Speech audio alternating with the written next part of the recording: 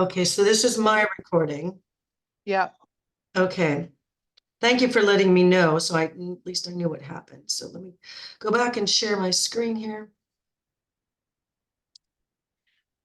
All right, so I am recording. Can you guys tell I'm recording, right? Yeah. Okay, perfect. So today we're just talking about how to get through the airports and the travel and how to handle some of the situations that may come up while on traveling. And whether you're staying home for the holidays, at some point in your life, you're going to travel. So hopefully these tips will be helpful for you. So we will dive right in. All right, so today's agenda, we got some shout outs and some welcomes.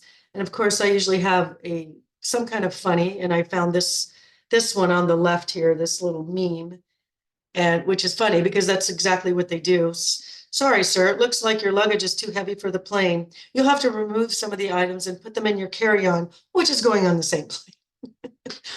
Some of that stuff that airports do or ask us to do is just silly. Taking our shoes off, all that stuff. Anyway, so we've got shout outs and welcomes. We've got your top 5 tips for traveling, getting there once you're there, some food hacks, some exercise ideas, and finding balance on your trip. So let me dive in. We've got Christy. She's got taken off all of her cholesterol medication completely. And she said all of the rest of her blood work is great. She's also down 23 pounds. So congratulations to you, Christy. I'm really excited for you. And she did embrace the program. She did really lean in. So good for Christy. Juliet down 20 pounds, and she said she feels cleaned out. So congratulations to you, Juliet. Sean is down 14 inches and 5.2% in body fat. And that doesn't sound like very much, but that is really good. 5.2 pounds or 5.2% is a lot. So that's a number. If you have a scale that measures your body fat and you don't see it moving very fast, that's normal. It's only going to go down point something, if that, each week. So it's a very slow moving number. So don't panic if that number isn't moving as fast as you'd like. Some welcomes. We got Tracy, Dietrich, Kathy, Kimberly, Candy, Lucia, Megan, Karen, Nicole, iPhone. Esther. I'm sorry? iPhone Linda. iPhone Linda. Welcome in. Welcome in. Deborah, Chris, Mitzi, Wendy, Priscilla, Lisa, another Karen, Rebecca, Sandra, and Bervie. So welcome to all the new people. If I didn't say your name this week, I probably said it last week. And if I didn't mention it, you are all welcome. If you're here or if you're listening to this replay, you're all welcome. So I'm glad you're here. All right, so number 1. So we've got tip number 1 while we're in the airport. So you can bring snacks, whether you're, doing a road trip or going through the airport. You can bring all the food you want. Internationally, sometimes they limit fruits and certain things, but generally speaking, it's the liquids they don't like you to bring. So you can bring a lot of your own snacks. And I encourage that you do that because the airports have crappy food. It's very expensive. I just wonder how old it is, but it's usually pizza or burritos or just wraps, junk food, stuff that, just stuff I would normally never want to eat. So bringing your own snacks is a really good idea.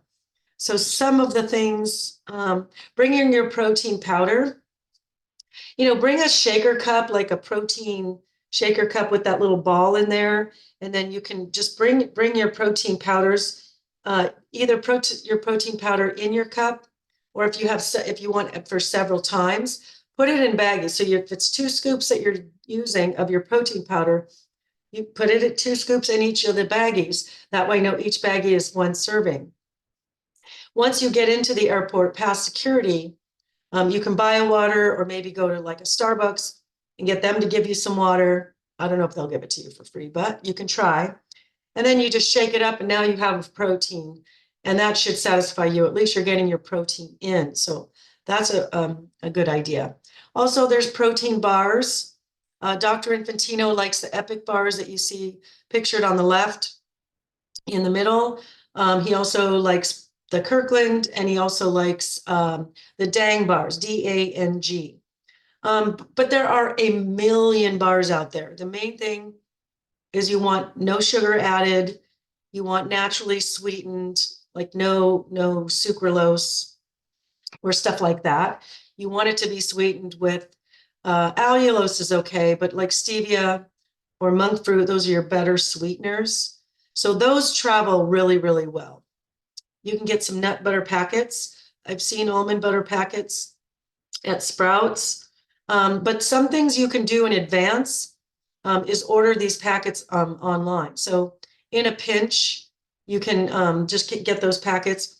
And you can, if you bring a little bit of celery, you can have a little nut butter with your celery. Or even a package of nuts. If you're on nuts don't come back till day 30 or till after day 30, after that second cleanse. But if you're doing nuts, then you can do that. Pictured at the top are the carrots. I brought a bag of carrots when I flew out to see my son in Nashville. And I forgot about it. And a couple days later, I was going through my carry-on bag and I'm like, oh, there's the bag of carrots. They're perfectly fine. They need no refrigeration. So if you cut up your own like celery or your bag of carrots or stuff like that, you can bring those, with your nut butter packets. That's going to be a good little snack. Like I said, cut veggies, that works. Turkey jerky.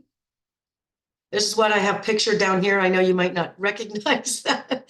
It looks like dirt or rocks, but it's actually no sugar. That's what the SF, sugar-free or no sugar added turkey jerky. It needs no refrigeration. It's a good protein. If you get the no sugar added, obviously you're not adding sugar. So that's important. Hard-boiled eggs are good if you're not traveling for too long. I think I had some other ones in here.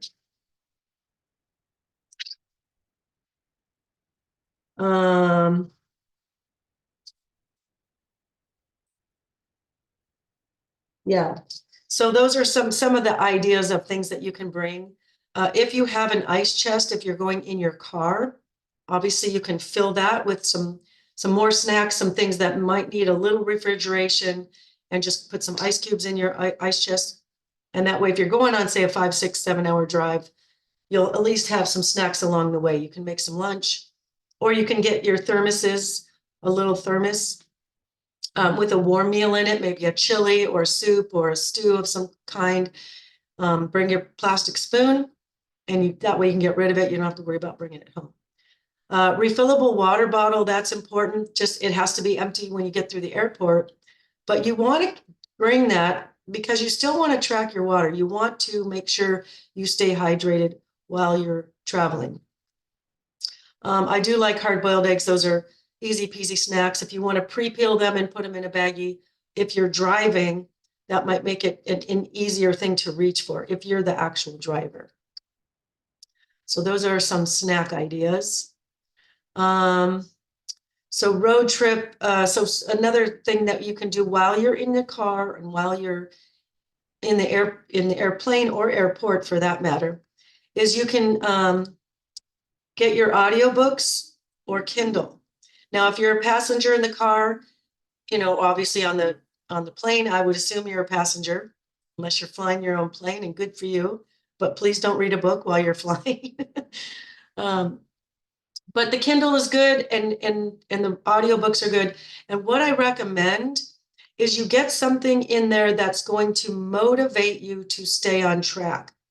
So when I was writing my book, my first book, I was doing a lot of studying, a lot of reading about what blood sugars are doing in my body and foods that raise my blood sugars and what the glycemic index was of all of those. And I was every day I was looking and reading and learning. And what that did for me is now that, I turn around and I look at something high glycemic or something with added sugars, and it made it harder and harder to want those foods, to eat those foods, to consume those kinds of foods.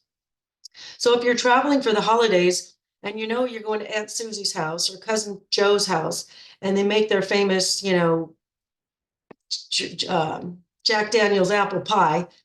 I say that because I was at a party I went to this weekend.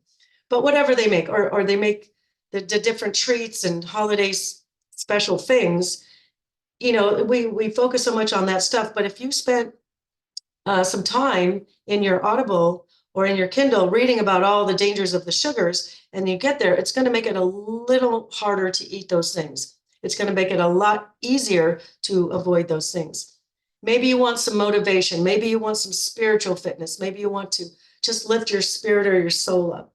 But anything that's going to motivate you or teach you more about health and wellness, or teach you something about the blood sugars in that example that I just gave, once you get to your destination, you'll be on fire for wanting to stay the course and stay on track.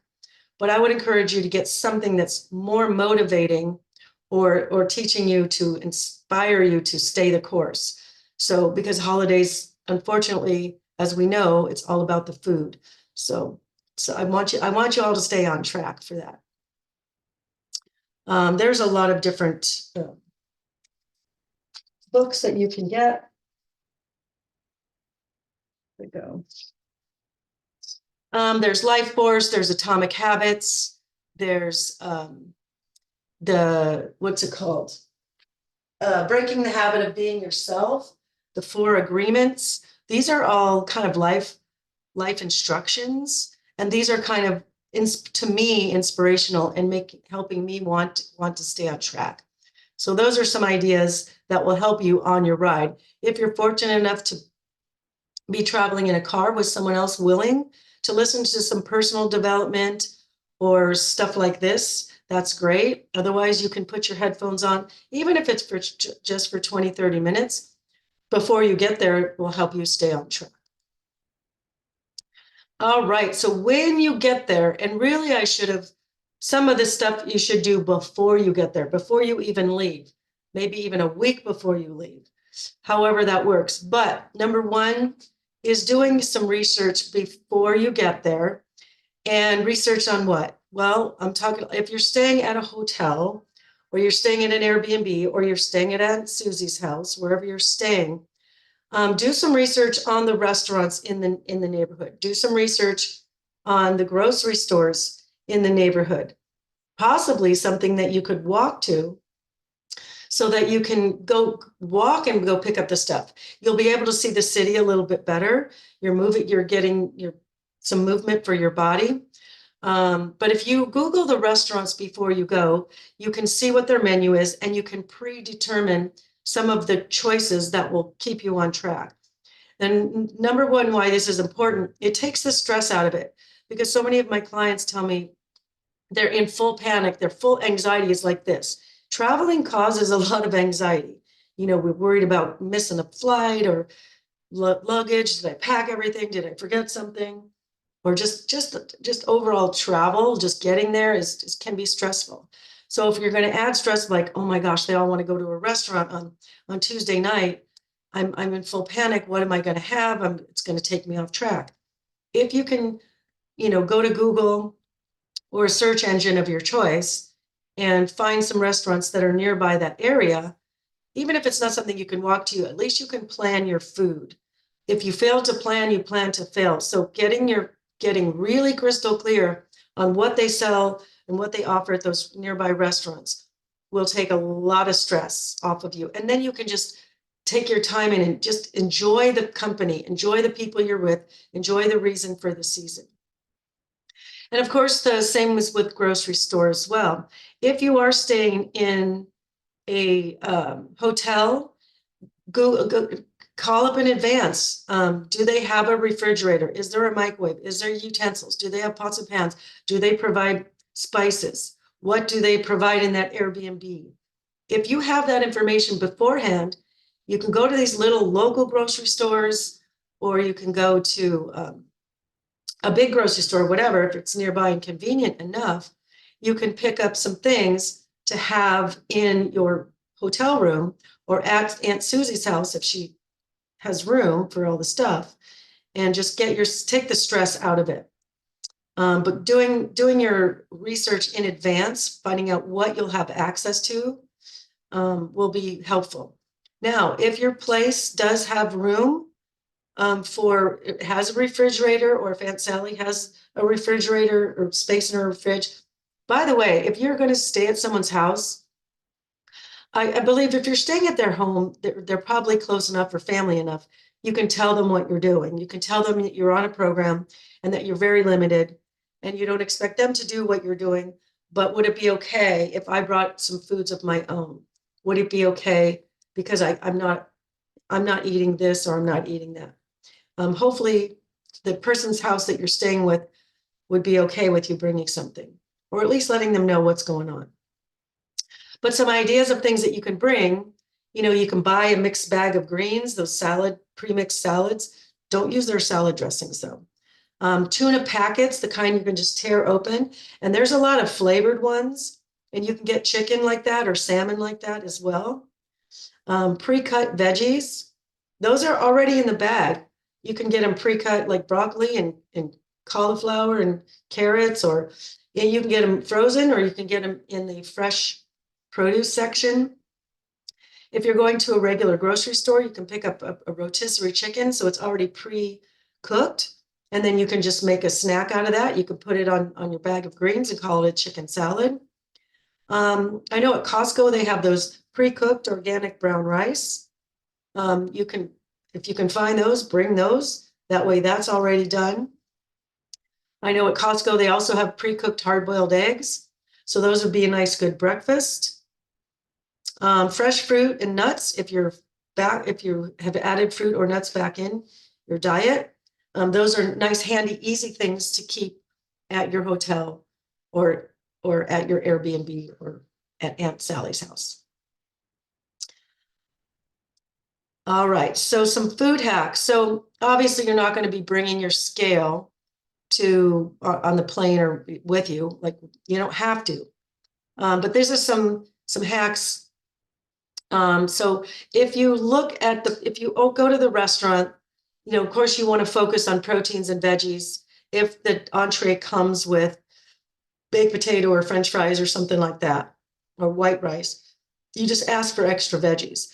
But if you see it's this much, you're getting about a cup. So if you're still trying to calculate your calories, at least it'll help you guess.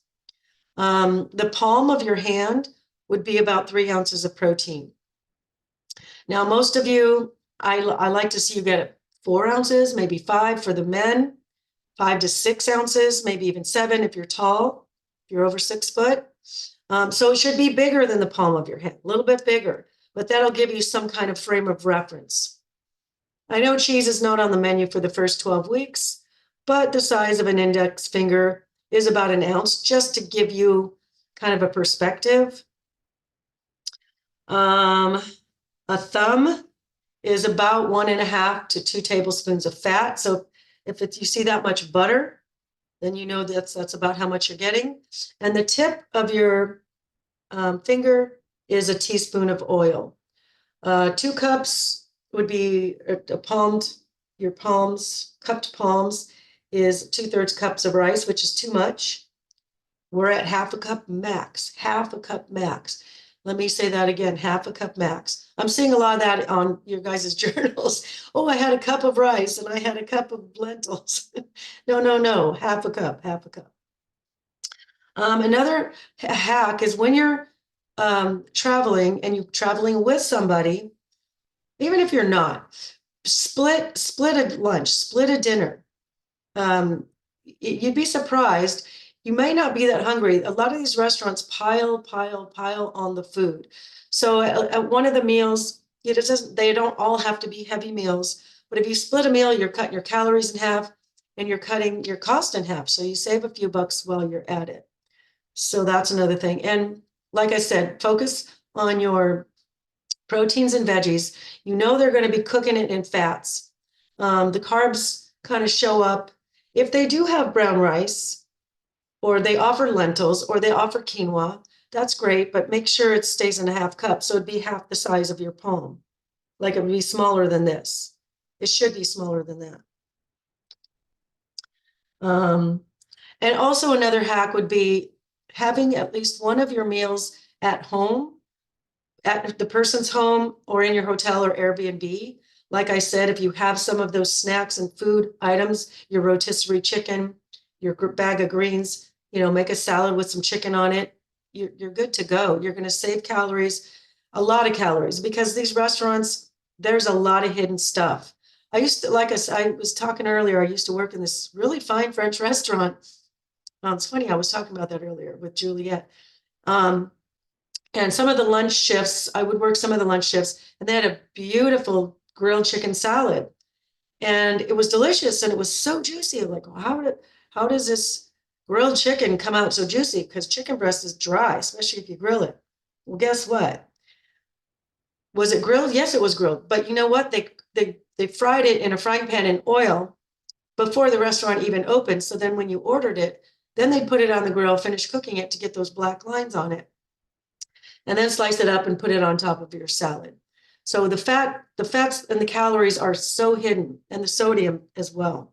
So you want to try to eat not in a restaurant. At least one of those meals would be a tip that I would recommend. Does anyone have anything they would add to that? If you think of something, let's bring that up in the end. I'm just trying to get your wheels turning. All right. This is one of my favorites. So just first of all, you are not trying to get in shape on vacation. You're just trying to stay in shape. You just want to move your body. But you definitely want to move your body, especially when we're traveling during the holidays, because likely we're having holiday parties, have holiday gatherings, and there's a lot of people. Everybody brings a dish. So there's 20 dishes on the table, and we want to taste every little thing. We're eating so many more calories than we realize if we're grazing and not paying attention, if we're doing that mindless eating. So once you eat your food, please put a piece of gum in your mouth and be done. But some of the things that you can do while on the road, there it is. You're not getting in shape. You're just trying to stay in shape. Anything you can do to move your body can be helpful. You can use YouTube videos.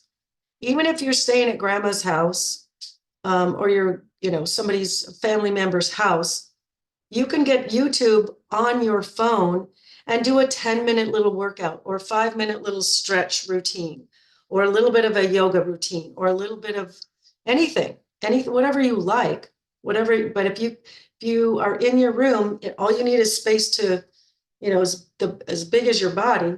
In my case, I need a 5'3" space and there's things I can do. And one of the examples would be resistance bands. So you can go to YouTube and put in resistance bands.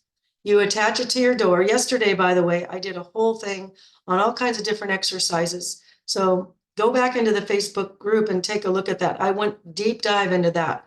I did about 30 minutes worth of exercises that you can do in the airport, all kinds of stuff. But resistance bands, you'll see that on the YouTube videos. And that way, at least you're doing something.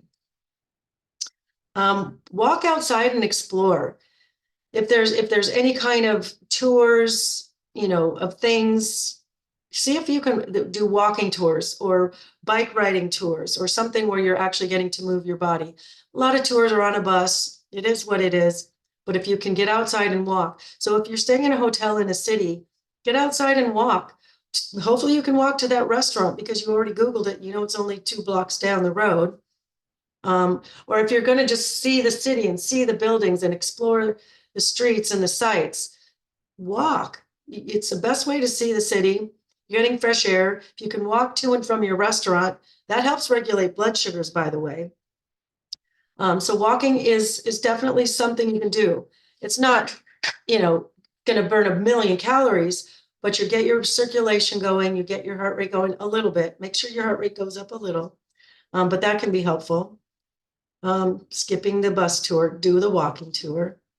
Renting a bike, a kayak, ATV, paddle boat. I know this is winter time, so a lot of you are going to be in a place where you're not going to want to be in a boat or a kayak. But like the ATV, like this person here in the middle, those are fun. Those are a lot of fun, and they take a lot of work. That is actually a lot of work. You'll use every single muscle if you're doing the ATV. Bicycle could be a trike if you don't know how to ride a bike. Let's see. Oh, and if you're going somewhere snowy, and hopefully there's kids involved, get outside and build a snowman. Even walking in the snow takes far more effort than walking on a sidewalk on a Sunday, on a sunny afternoon. Just walking through the snow takes a lot more effort. So have a snowball fight with the grandkids or the kids. Go out and build a snowman with them. It takes a lot of energy, but you're building memories. You're building memories, but if you get outside away from the food table, it's just one more thing you can do to start moving your body. You're building the snowman, big balls, medium ball, the top ball. We're looking for a hat. We're looking for a carrot for his nose. We're looking for sticks for his arms. We're out there and creating really wonderful, beautiful memories with the family. So don't let the snow stop you. Bring your jacket, bring your gloves, bring your snow boots, and get out there and build a snowman. All right, next up we have, this one's balance and slash staying healthy during your travel. We want to kind of just let it all loose and let our hair hang down and just let all the rules go out the window. But you are embarking on a Get Healthy program. So we're not going to go crazy. We'll let a few things slide. Of course, I want you to enjoy yourself. I want you to enjoy your family, but build those memories. Don't build the pounds on your body. So number one is drinking your calories. We all tend to drink more on vacations and holidays and things of that nature, but set yourself some boundaries. Tell yourself for every glass of champagne, and I'm not encouraging you drink if you're on your first 12 weeks. So don't go back to the office or Dr. Infantino. Say, Tammy told me to drink champagne in the holidays. That's what she told me. No, I'm not telling you that. I'm saying you're all adults.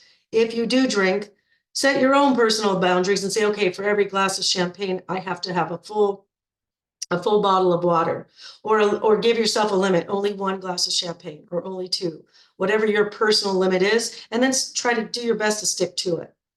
But calories add up really, really fast when we are drinking them. Sodas are the worst. So I know none of you guys are drinking sodas, but the eggnogs and stuff like that, the eggnog is what, 225 calories? And then you add a shot of bourbon to it, that's another 100. So that's 320 calories. It's just, and that you haven't eaten anything yet. And it's full of sugar and full of fat. So be mindful of your calories. Taking time to breathe and meditate. Just taking a few minutes in the morning when you first wake up or go to sleep at night, just to calm yourself down. We get so excited and rambunctious and, excited and kind of revved up during this time, and it can cause a lot of anxiety too. So take time to breathe, meditate, do your prayer, read your Bible, whatever you do for your own self-care to calm down, to bring yourself into a happy, safe place. Don't give up those routines. Do not give up those routines.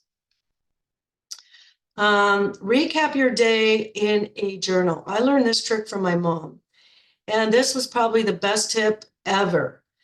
When I went to Europe, it was like a 16 or 17-day trip. So every day we kind of would be in another country. It was all of Europe in 16 days or something. Some days we'd spend 2 or 3 days in Italy or something like that, but it was a different city. So it starts to all wash together. So each night I would recap, we had this for breakfast, but then we did this tour, and then we had some free time. So so-and-so and so-and-so and so-and-so, and we went on this tour and we did this and we did that. And we had this wonderful dinner and it was wonderful. And and all the funny things that happened and the jokes that happened, and that time we fell into the water, and all the funny things and the cool things. I saw the Eiffel Tower, and I saw this and I did that. We saw the Bridge of Sighs in Italy, and all the things that you saw and did and experienced and enjoyed. Write those in your journal, because your 16 days is over, you come home and you start to forget about it. But when you reopen your journal a month later, you literally get to relive your party, your journal, your vacation, your holiday season, your family, all of the things that you loved about it, you highlighted so that you will remember. So if you can recap in a journal at the end of the day, every day, you get to relive that vacation over and over and over again. And you highlight all the things that you loved about it. And if you had a family squabble, which, you know, we all have some that dysfunctional person. And if you don't think you do, you are the dysfunctional person. We don't have a dysfunctional person in our family. Anyway, just recap the stuff that you loved about it, the stuff that was funny about it, something goofy that happened, and you get to relive that over and over and over again. And it doesn't hurt to recap your gratitudes, what you're grateful for, the fact that they let you stay there, the fact that they cooked so many nice meals, the fact that they, you know, had you there, or whatever, the fact that you got to bond and play the games and build the snowman. So recapping all that stuff in writing is a really great idea. Staying hydrated, we forget, especially when it's cold, if we're going somewhere cold. So we brought our empty water bottle for a reason. Now we can still track. If I know my water bottle is 32 ounces, I can certainly track how many bottles of those I ate or drank. So it helps me continue. Where did my little list go? So if we don't hydrate, gosh, where did I put that note? Yeah, so hydrating, if we're dehydrated, it can give you a headache, it can give you brain fog, it can give you fatigue. And so you want to be at your best. You want to have the most energy. This is what gives you energy. It gives you dry skin if you don't drink enough. Your hydration helps you with your digestion. Your dehydration helps you with bowel movements.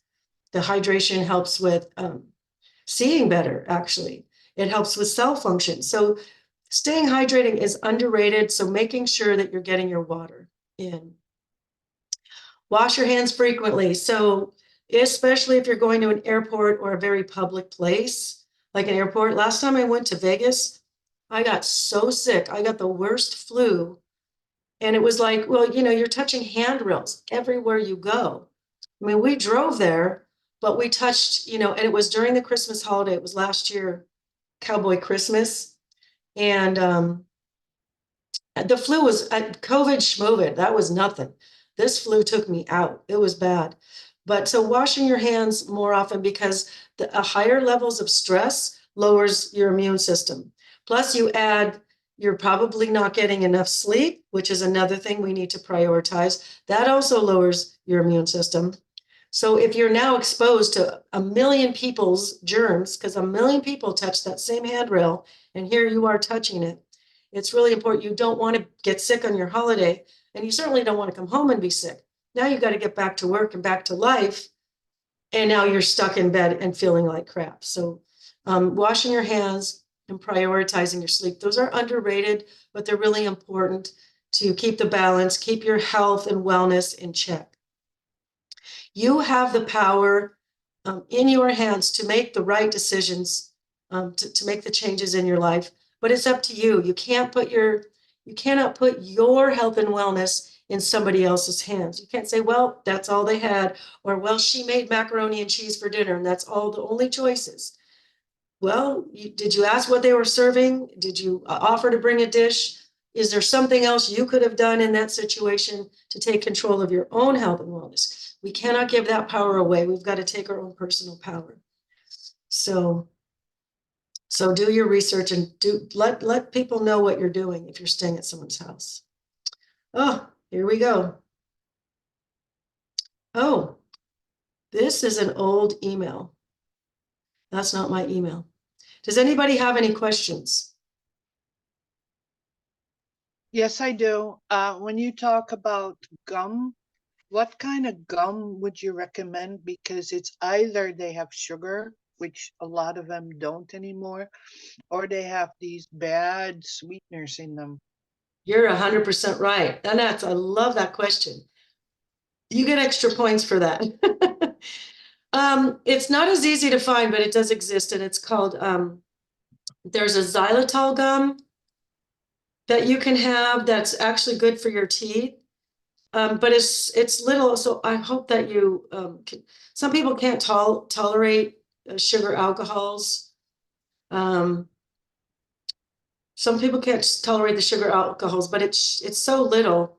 But for me, if I throw a piece of gum in my mouth, it stops the eating.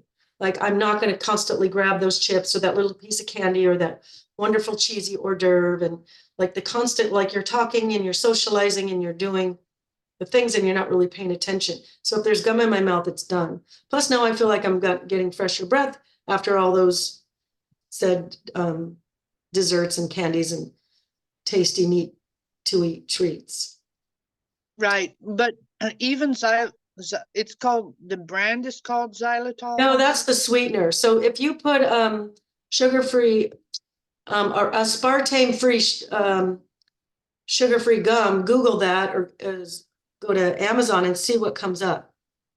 Maybe not Amazon, but Google it and see what comes up. There's different ones. I've seen it at Sprouts, but Juliet, I know where you live. You probably don't have a Sprouts. So it might be a little more of a challenge. You might have to order it online.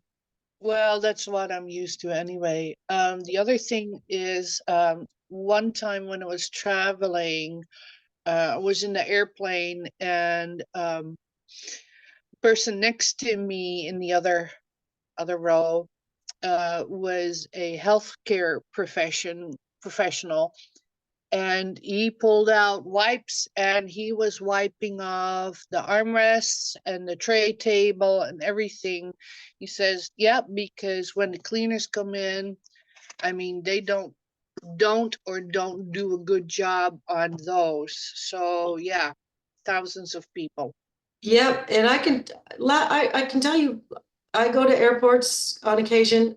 I don't ever see anybody wiping down handles or handbars.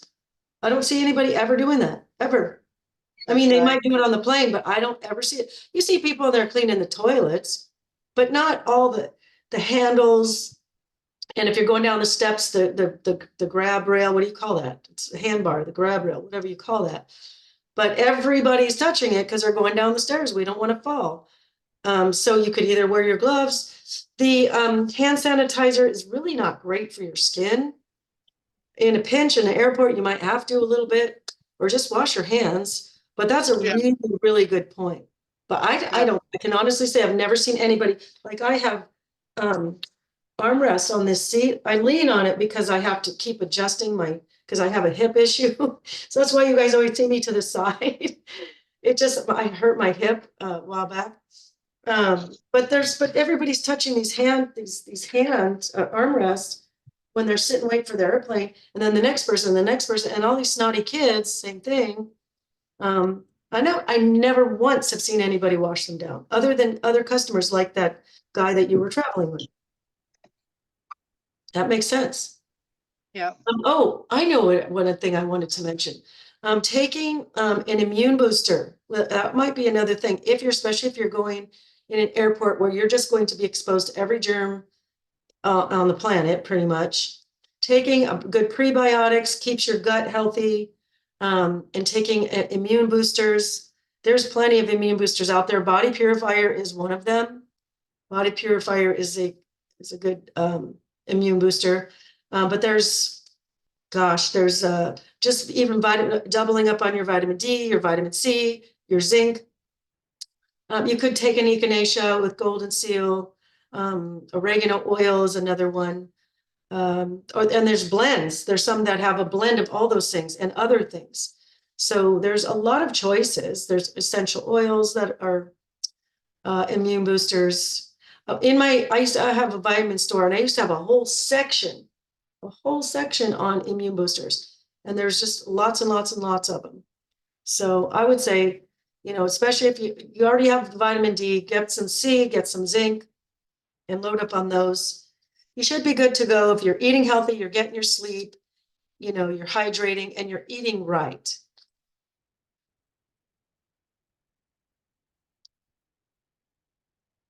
Anybody else? Questions, comments? Peanut gallery?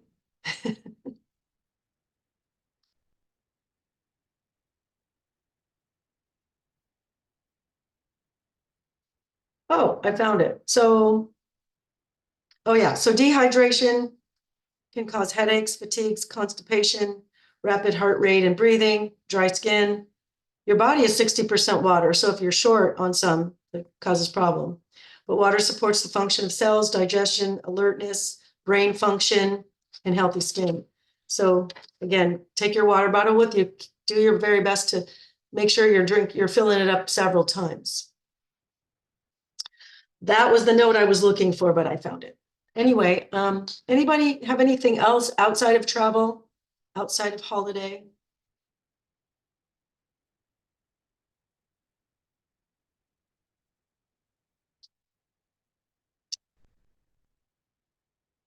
Huh. How about while you're traveling, drinking coffee, tea, or even alcohol while you're up in the air? Well, coffee, tea, and alcohol, all three of those things are dehydrating.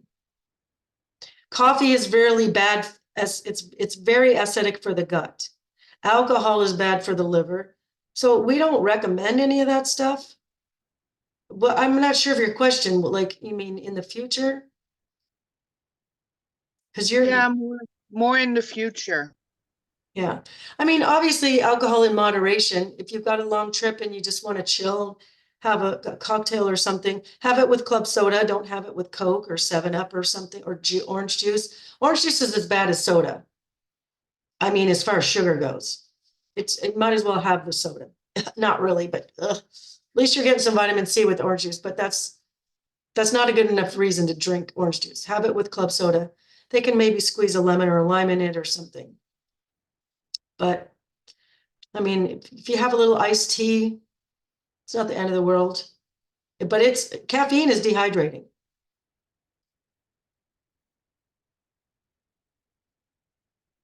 I also heard from a friend that if you have anxiety, caffeine or teaing exacerbates those feelings.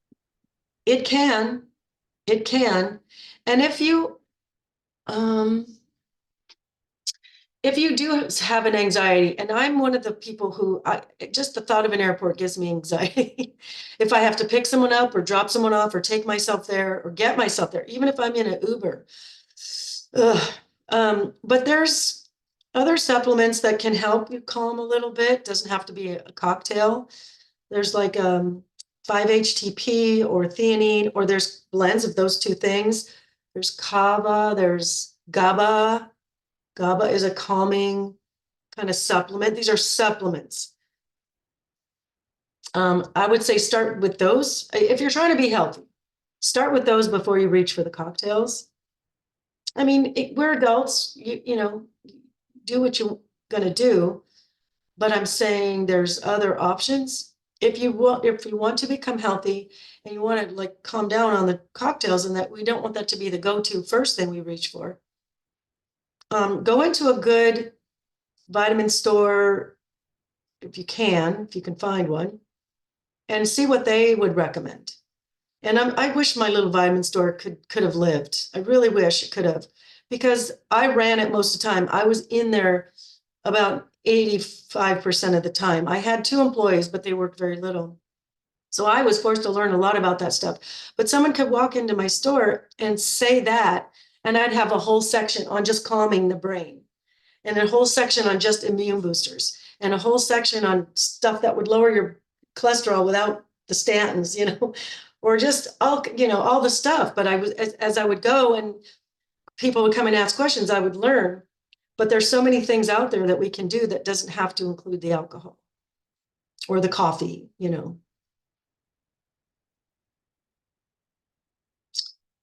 Anyway. Well, anybody else? Oh, hi, Tammy, it's Pat. Hi, Pat. Hi, I know you like Ticino, and so do I. I love it. I just wanted to say, have you tried the Mexican chocolate? No. It is to die for. Just wanted to let you know. So what Pat said, she's talking about the Ticino. And it, by the way, it's spelled Teeccino. And that's the coffee substitute that I recommend. But I guess Pat tried the, what'd you call it? Mexican chocolate? Mexican chocolate. Oh man, that even sounds good. The one I like that I've tried, the chocolate mint. And that's very festive, like Christmassy, because it's minty, you know. So I like that one. Have you tried that one? No, I haven't. So Yeah, they I'll have. So if you guys go to teachino.com, you can look at all those flavors, and I'm sure, and I think I get emails from them too. They have come up with different flavors. A lot of times they are seasonal. I think they had a pumpkin one, you know, probably still have that. But Pat is recommending the Mexican chocolate, which sounds good. Thank you for that. Oh, you're welcome. All right, guys. Well, I guess I will stop the recording and wish you all a wonderful, wonderful afternoon. Thank you, Tammy. Thank you, guys. Bye-bye.